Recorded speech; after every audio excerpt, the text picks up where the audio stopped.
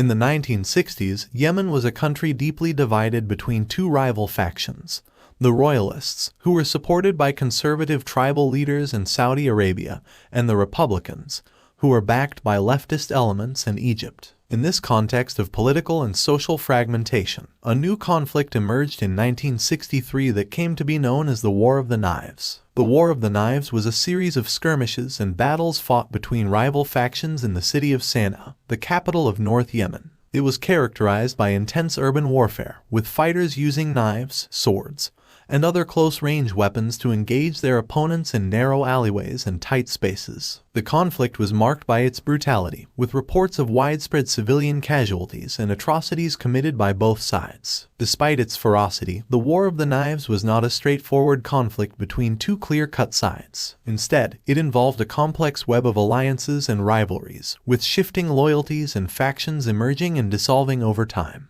The conflict was fueled by a combination of political, economic, and social factors, including regional rivalries, tribal affiliations, and ideological differences. The War of the Knives ultimately ended in a stalemate, with neither side emerging as a clear victor. However, it had a profound impact on Yemeni society and politics, contributing to the fragmentation and instability that characterized the country for many years to come. The conflict also highlighted the challenges of building a unified nation in a society that was deeply divided along multiple fault lines. While the War of the Knives may not be as well known as other conflicts in the region, it remains an important case study for scholars and policymakers seeking to understand the complex dynamics of state building and nation building in a divided society. By examining the causes, course, and consequences of this forgotten conflict, we can gain valuable insights into the challenges of building a cohesive and inclusive society in a context of deep political and social fragmentation.